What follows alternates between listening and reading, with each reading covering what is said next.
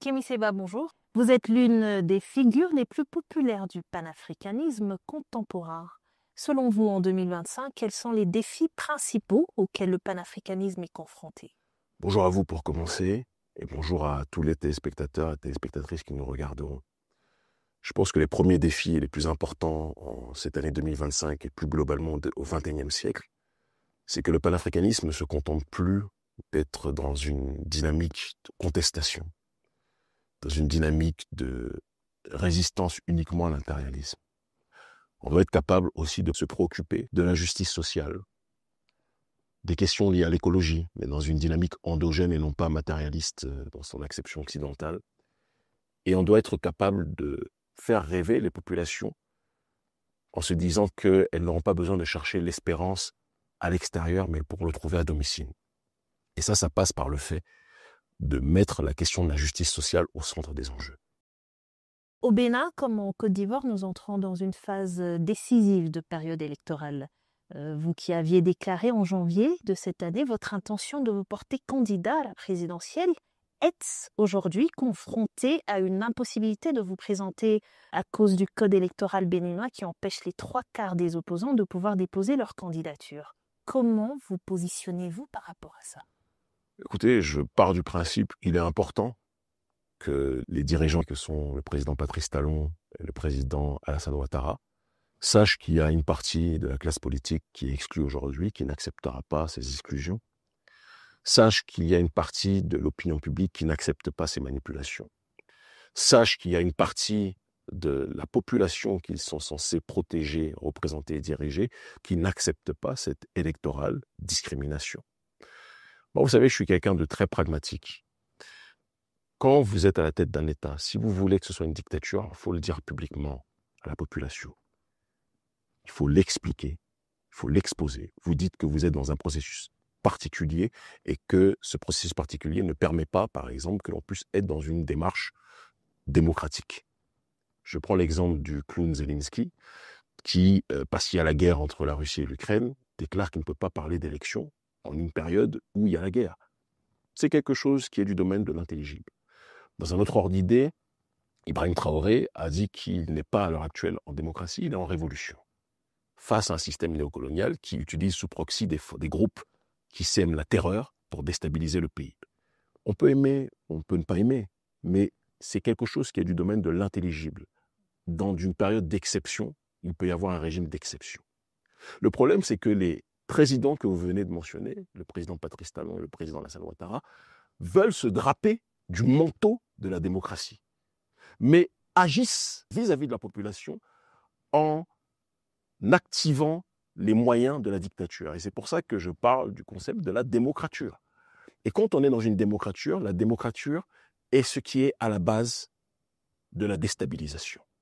Parce que quand vous voulez jouer à l'extérieur aux démocrates, mais que vous asphyxiez votre population, je rappelle qu'au Bénin, par exemple, une série spectaculaire d'opposants, dont certains qui me sont très proches, sont incarcérés pour délit d'opinion. Le représentant de mon organisation internationale Urgence panafricaniste, Shadrach Ondigbo Watoede, pour avoir dénoncé l'injustice sociale au Bénin, est incarcéré aujourd'hui.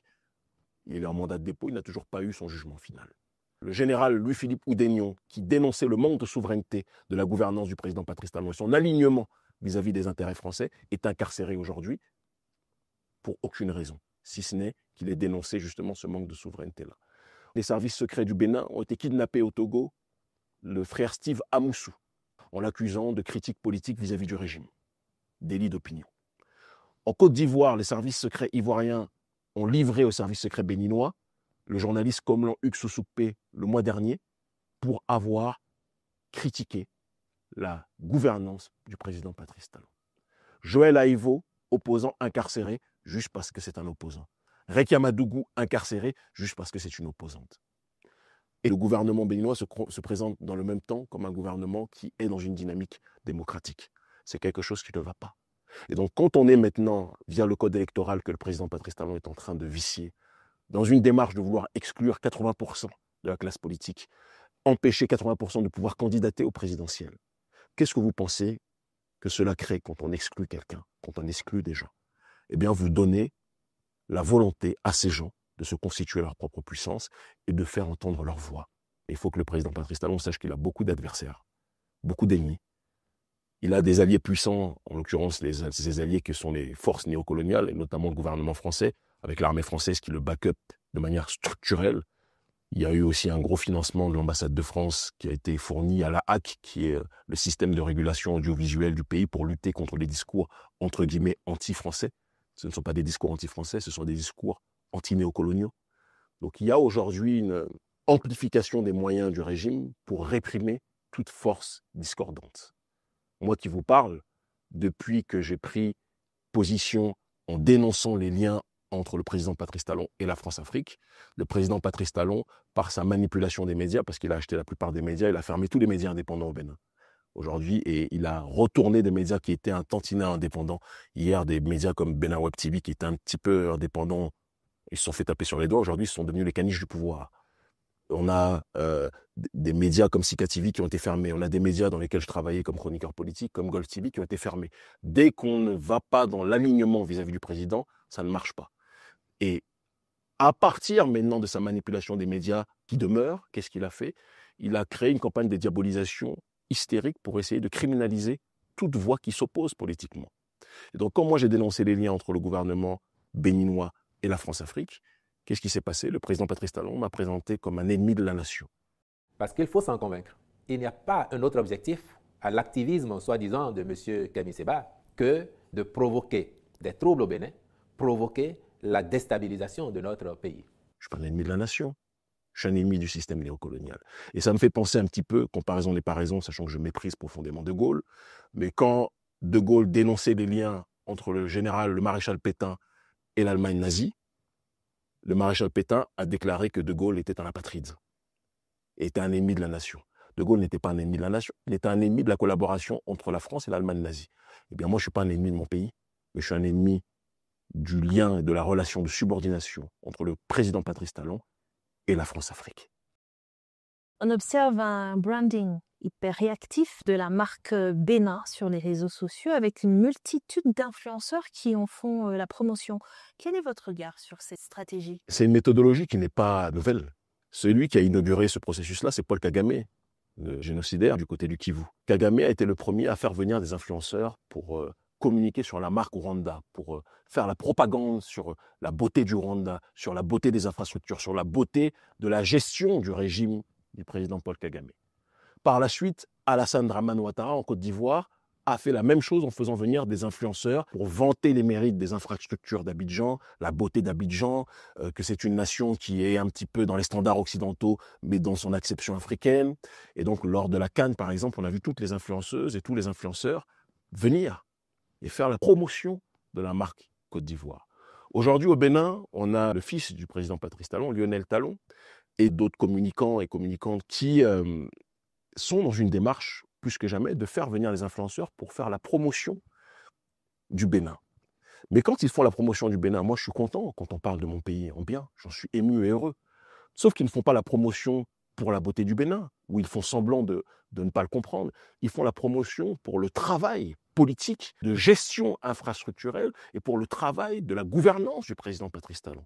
Et le but de cette propagande, quand le gouvernement béninois paye à gros prix les influenceurs, c'est pour essayer de détourner l'attention par rapport aux questions d'injustice sociale, par rapport aux questions de répression politique vis-à-vis des forces d'opposition, par rapport aux questions de soumission à l'entité néocoloniale française. Le président Patrice Talon sait qu'en faisant venir ces influenceurs qui ont une audience qui est convenable sur les réseaux sociaux, en additionnant tous ces influenceurs, cela permettra d'éluder l'aspect critique qui est très présent au sein de la population béninoise vis-à-vis de la gouvernance Talon. De telle sorte qu'aujourd'hui, on a à l'échelle publique des influenceurs qui font la propagande du régime, de sa gouvernance, des infrastructures et du Bénin. On a de l'autre côté des médias qui sont tenus en laisse par le gouvernement, qui disent exactement ce que le gouvernement veut entendre. Les médias dissonants, discordants sont fermés et interdits. Et à côté de ça, ceux qui osent s'opposer sont soit incarcérés ou poussés à l'exil. Je pense que ça doit pousser à la réflexion. Et je m'adresse à mes frères et sœurs que j'aime profondément, dont certains que je connais sont engagés par le gouvernement Patrice Talon pour faire la propagande de promotion soi-disant touristique, mais en réalité la propagande gouvernementale. Vous savez, je vous aime, mais faites attention, parce qu'aucun gouvernement n'est éternel. Et les influenceurs et influenceuses qui font la propagande du régime, comme ils ont fait la propagande du génocidaire Paul Kagame dans d'autres sphères auparavant, ou d'Alassane Ouattara à la Cannes ou ailleurs, quand ces régimes vont tomber, les gens qui ont fait la propagande pour ces régimes auront des comptes à rendre aussi. Et je le dis parce que ce sont des choses qui sont déjà arrivées. Et je ne veux pas que certains disent qu'ils n'ont pas été avertis. La souveraineté, c'est une question cruciale et vitale. On ne joue pas avec ça. L'indépendance et l'autodétermination, c'est une question vitale. On ne joue pas avec ça. Quand certains collaborent avec la France-Afrique, en faisant mine de collaborer uniquement pour la promotion touristique, il faut qu'ils sachent qu'ils marquent contre leur camp sans savoir. Et en politique, ma longue expérience me le rappelle, 26 ans de combat politique, rien n'est éternel. Aucun régime, fût-il le plus puissant, n'est éternel. On a vu avec l'audit effectué au Sénégal que Macky Sall avait fortement endetté le pays. Pensez-vous qu'en Côte d'Ivoire, comme au Bénin, on semble en présence d'une politique économique qui semble plus nourrir les intérêts étrangers que ceux du pays? Mais c'est l'archétype du concept que l'on nomme le développement. Développement, c'est un concept qui est né à la fin de la Seconde Guerre mondiale, au début de la guerre froide, qui a été énoncé en premier lieu par le président Truman, pour parler justement de pays qui étaient, comme il le présente, sous-développés, sous-entendu qui étaient arriérés par rapport à ce qu'il estime être la civilisation ultime, les États-Unis. Et il ciblait les pays africains et les pays asiatiques et les pays arabes. Et il disait que la meilleure façon pour ces pays de se civiliser, c'était de se rapprocher du modèle américain. Sous-entendu, nous, dans nos réalités, nous étions des nations barbares. Notre ontologie, notre vision civilisationnelle, c'était une vision barbare. Et donc, il disait que la seule solution pour que ces pays sortent de la barbarie, c'est qu'ils se rapprochent du modèle des États-Unis et qu'ils rentrent dans ce qu'il appelait donc le développement, c'est-à-dire se rapprocher progressivement du modèle américain. Et pour cela, il fallait les incorporer dans le processus du néolibéralisme, qui est l'ultime forme du capitalisme, qui est l'ultime forme du néocolonialisme. Par la suite, le théoricien Walt Rostow a théorisé cela dans le cadre de ce qu'il appelle justement le concept du développement. Et on a fait la promotion. Et ça s'inscrivait dans une dynamique de guerre froide entre les pays qui voulaient la justice sociale et l'égalité et ceux qui voulaient le profit individuel au détriment de la majorité. Et l'effondrement du mur de Berlin a consacré la défaite ultime. Moi, je ne suis pas communiste. Certains me nomment communiste. C'est pas vrai, je ne suis pas communiste. Mais je suis quelqu'un qui prône l'endo-solidarisme, plus que jamais. Je crois profondément à ce que je conceptualise dans mon livre L'Afrique ou la mort comme étant l'alodo, qui signifie, en fond B, l'entraide. Je crois profondément à ça. Et donc, la défaite du communisme a consacré la victoire ultime du capitalisme, qui a connu sa forme ultime avec le néolibéralisme.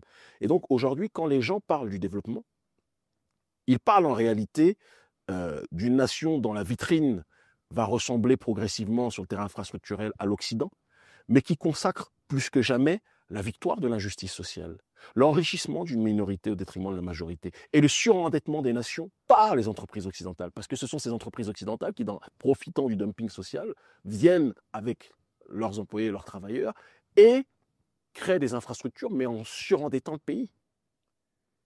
Et c'est pour ça que la population dit on ne mange pas les routes. Ce dont on a besoin, c'est d'avoir un développement, si tant est que le concept du développement soit adéquat, mais qu'on ait une amélioration des conditions humaines. Parce que la paupérisation ne profite à personne, sauf à une minorité qui se gave. Et le problème, c'est que le président Patrice Talon a eu sa fortune dans un cadre néolibéral. Et donc, il ne peut prôner que ce en quoi il croit, et il ne peut prôner que ce qui lui a permis d'être milliardaire. Il n'est pas devenu milliardaire à la sueur de son front, il est devenu milliardaire par décret. Ce sont les présidents Yahi Boni et autres, et Soglo, qui lui ont permis justement d'avoir accès à certains marchés pour qu'il puisse devenir milliardaire. Il ne l'était pas auparavant. Donc, moi, je crains, et je le constate, que ce qui s'est passé avec le président Macky Sall, qui, lorsqu'il était président, tout le monde disait qu'il y avait des très bons chiffres économiques par rapport au Sénégal, qu'il y avait des bons indices de développement. C'est exactement la même chose que l'on voit pour le Bénin. D'ailleurs, on disait que la Côte d'Ivoire, première économie de l'UMOA, on disait que le Sénégal était la deuxième économie. Personne ne parlait des problèmes économiques de surendettement. Il a fallu que le régime tombe pour qu'on voit qu'en réalité, c'était du maquillage. On mettait, comme dirait l'autre, du mascara sur un cocard. Kémy Séba, Merci. Merci à vous, merci infiniment.